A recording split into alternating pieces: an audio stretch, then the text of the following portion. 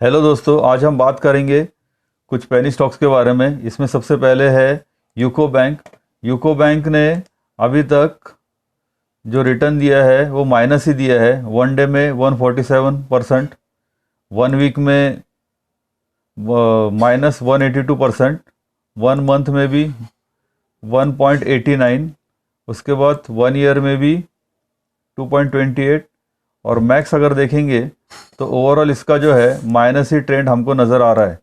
लेकिन सबसे अच्छी बात यह है कि इसमें डिविडेंड कंपनी नहीं दे रही है, लेकिन मेरे लिए प्लस पॉइंट है, क्योंकि अगर कंपनी डिविडेंड नहीं दे रही है, यूको बैंक जो है वो डिविडेंड नहीं दे रही है, तो यानी कि वो जो उसके जो अमाउंट है उसका इस्तेमाल वो बैंक की ग्रोथ के लिए कर रहे हैं। ये मेरे लिए तो बहुत बढ़िया और प्लस पॉइंट मैं इसको मानता हूँ। इसके बाद इसका एंट्री पॉइंट गुड है, time to consider, stock is not in overbought zone में है। इसके बाद ये एएसएम जीएसएम लिस्ट में नहीं है, ये सबसे बड़ा प्लस पॉइंट है।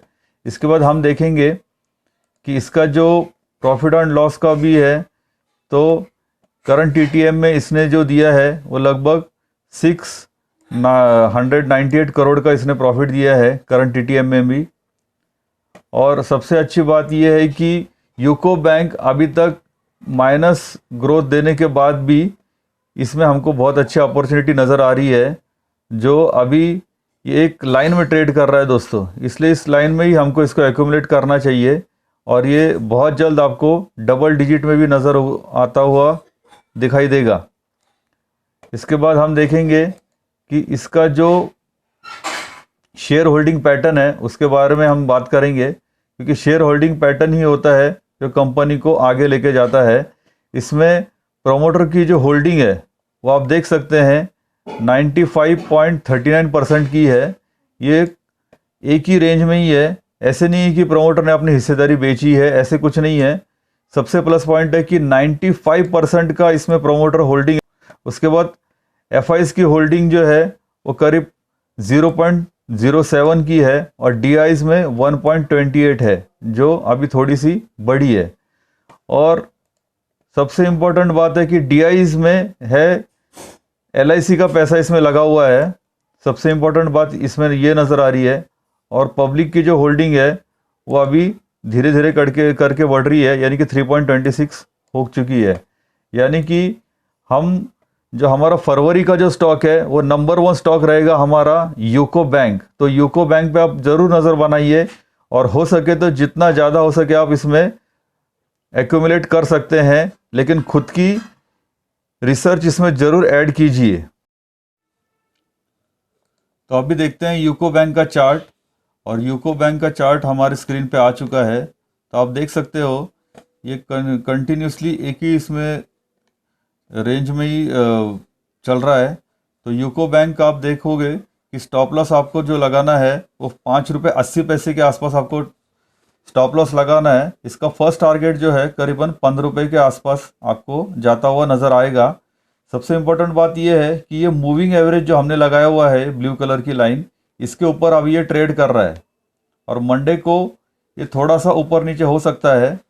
जो अभी चल रहा है उस प्राइस के आसपास थोड़ा सा आ जाएगा, और जैसे ही इसको ये ब्रेक करेगा, यानी कि ये रेड कैंडल हरी हो जाएगी, तो ये आगे की तरफ बढ़ना शुरू करेगा। तो एक टाइट रेंज में ये स्टॉक चल रहा है, तो यही बाइंग जोन है।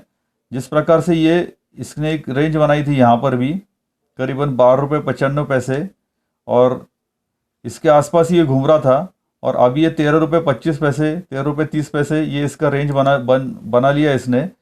तो करीबन 40-50 पैसे की मूवमेंट है। जैसे ही इसको ये ब्रेक करता है इसके हाई को, यानी कि 14 रुपये को, ये रॉकेट होने के लिए तैयार है। तो इसका फर्स्ट टारगेट आप 15 रुपये के आसपास मान के चलिए। तो बने रहिए इस यूको बैंक के साथ। खुद की रिसर्च, फिर से एक बार कहता हूँ कि अपनी रिसर्च जो है वो इसमें ऐड कर लेना, उसके बाद ही आपको बाय करना या सेल करना है या इन्वेस्टमेंट करना है, या वो डिसीजन आपका खुद का रहेगा। तो आप खुद की रिसर्च ज़रूर ऐड कर लेना इसके अंदर, और यूको बैंक को अपने पोर्टफोलियो में ऐड कर लेना। हमारा अगला स्टॉक है फ्यूचर कंज्यूमर। ये बहुत ही ज़बरदस्त स्टॉक है, आप देख सकते हैं इसमें अभी भी एंट्री पॉइंट गुड है। उसके बाद ये ASM GSM लिस्ट में नहीं है। ये सबसे इम्पोर्टेंट पॉइंट होता है ASM GSM लिस्ट, ये हमको बिल्कुल भी नज़रअंदाज नहीं करना है दोस्तों। और दूसरी बात ये है कि ये जो स्टॉक है ये पिछले कई सालों से हमको नेगेटिव रिटर्न दे रहा है। आप देख सकते हैं 2.68 -2.68, 1 मंथ में भी माइनस ही है, 1 ईयर में भी माइनस है और 5 ईयर में भी माइनस है। 5 ईयर में लगभग -69% यानी कि 70% की गिरावट के साथ है। इसने हाई किया था 79 रुपीज़ का और इसका लो है 5.75 रुपये। सबसे इम्पॉर्टेंट बात यह है फ्यूचर कंज्यूमर में कि अभी जहाँ पे स्टॉक ट्रेड कर रहा है 7.25 रुपये और इसने लो बनाया है 5.75 रुपये का, और इसने जो हाई बनाया है लगभग 76 रुपीज़ का। यानी कि जो हमारा जो पैटर्न बन रहा है इसमें यही पैटर्न होता है दोस्तों जहाँ पे हमको स्टॉक को बाय करना होता है। तो आप इसमें ज़रूर अपनी नज़र बना के रखिए, अपने वॉच लिस्ट में ऐड करके रखिए। ये स्टॉक बीच में मैं 8 रुपये में भी गया था और मेरी खुद की बाइंग कॉस्ट 8 रुपये थी। तो एक बात ध्यान रखना दोस्तों कि जब भी स्टॉक आपका फॉर एग्जांपल 8 रुपये में आपने बाई किया हुआ है और अगर वो 7.40 रुपये आता है, 7.60 रुपये आता है, तो जैसे किसी भी चीज़ को स्पीड पकड़ने के लिए 2 कदम पीछे आया जाता है, उसी प्रकार का ये स्टॉक है। अगर आपको ये स्टॉक 7 रुपये, 6 रुपये 90 पैसा या फिर 7.10 रुपये का अगर मिलता है तो ये बहुत बड़ी अपॉर्चुनिटी होगी, क्योंकि स्टॉक मार्केट में भाव भगवान से ऐसे बोला जाता है। तो उस हिसाब से देखा जाए तो हमको इस स्टॉक को जैसे ही नीचे गिरता है, क्योंकि इसमें प्रोमोटर्स जो होते हैं वो आपको डराने की कोशिश ज़रूर करेंगे, ये स्टॉक को गिराने की कोशिश करेंगे और सडनली 1 या 2 दिन के अंदर ये ऐसा जंप करेगा कि फिर बाइंग करना भी मुश्किल हो जाएगा। क्योंकि इन स्टॉक्स में ज़्यादातर जो होता है अपर सर्किट और लोअर सर्किट का मामला इसमें होता है। तो आपको ये ध्यान रखना है कि एक ही डब्बे में अगर ये ट्रेड कर रहा है, एक ही चैनल में ये ट्रेड कर रहा है, तो इसको एक्यूमुलेट जोन बोला जाता है। तो इसी को हम बाइंग अपॉर्चुनिटी मानते हैं। इसके बाद हम देखेंगे कि फ्यूचर कंज्यूमर का जो स्टॉक है ये अपनी बुक वैल्यू से लगभग 3 गुना के आसपास ही ट्रेड कर रहा है, यानी कि 2.68 इसकी बुक वैल्यू है। और इसने जो हाई किया था 12 रुपये किया था और लो किया था 5.85 रुपये और हमारी बाइंग कॉस्ट थी 8 रुपये। तो मैंने भी खुद 7.25 रुपये, 7.20 रुपये को भी मैंने एवरेज कर लिया है। तो आप भी फ्यूचर कंज्यूमर के स्टॉक को ज़रूर अपने नज़रों में रखिए, जहाँ तक हो सके अपने रिसर्च ऐड कर लीजिए। बाइंग और सेल की सलाह बिल्कुल नहीं है, आपका अपना डिसीजन रहेगा, क्योंकि आपका जो मेहनत का पैसा है उसमें से सिर्फ 2% यानी कि जो आप पिज़्ज़ा बर्गर या होटल में खाना खाते हो उतना ही पैसा इसमें इन्वेस्ट कीजिए और इस चीज़ का मज़ा लीजिए। एक साथ इकट्ठा पैसा कभी भी स्टॉक मार्केट में इन्वेस्ट हमें नहीं करना है दोस्तों। तो इस बात का ज़रूर ध्यान रखिए कि हमें उतना ही पैसा इसमें इन्वेस्टमेंट करना है जिस चीज़ का हमको एक्सपीरियंस हो। अगर आपको 2-3 महीने का एक्सपीरियंस है तो आप संभल के इन्वेस्टमेंट कीजिए। अगर आपको 1-2 साल का इन्वेस्टमेंट है तो आप समझ रहे होंगे कि मैं क्या बात करना चाहता हूँ, कि अगर आपके पास 100 रुपीज़ है तो उसमें से 50 रुपीज़ अभी इन्वेस्टमेंट कीजिए, उसके बाद और थोड़ा गिरता है तो बचे हुए 50% आप इन्वेस्टमेंट कीजिए। कभी भी स्टॉक मार्केट में इकट्ठा पैसा इन्वेस्टमेंट नहीं करना चाहिए, क्योंकि स्टॉक ऊपर जा सकता है, नीचे भी आ सकता है। जब वो एक टाइट रेंज बनाता है तभी हमको उसको एक्यूमुलेट करना ज़रूरी होता है, और कभी भी स्टॉक को भागते हुए हमको बाय नहीं करना है। स्टॉक जब एक लाइन में ट्रेड कर रहा है तभी हमें उसको बाय करना है। अब हम देखेंगे फ्यूचर कंज्यूमर का चार्ट।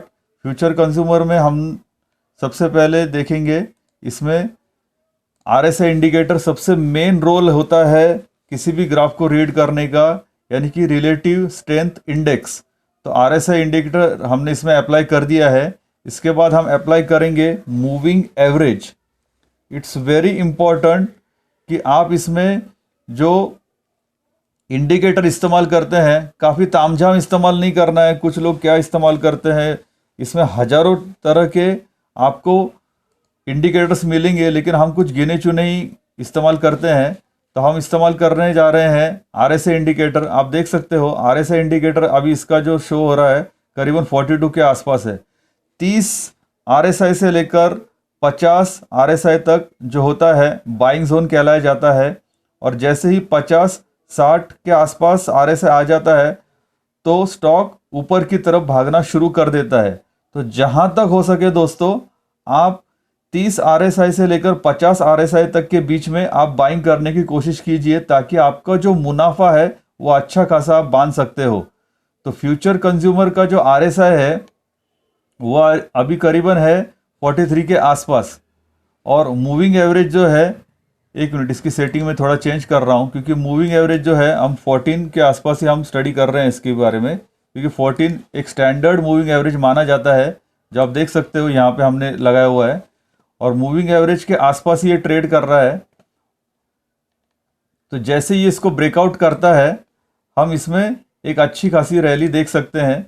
जैसे ही इसको ये ब्रेकआउट करेगा, इस रेंज को, हमको एक अच्छी खासी रैली नज़र आ सकती है इसके अंदर। तो आई थिंक आपको ये वीडियो समझ में आ गया होगा। अगर पसंद आए तो लाइक शेयर कर देना, और मिलते हैं ऐसी ही मज़ेदार वीडियो के साथ। और एक बात ध्यान रखना कि फ्यूचर कंज्यूमर लिमिटेड का जो ये स्टॉक है, और इसके बाद यूको बैंक जो हमने बताया, इस स्टॉक को फरवरी में बेस्ट स्टॉक मान के चलिए, और हो सके तो इसे अपने पोर्टफोलियो में भी ऐड कीजिए। तो मिलते हैं ऐसी मज़ेदार वीडियो के साथ, तब तक के लिए बने रहिए हमारे साथ। जय हिंद, जय भारत।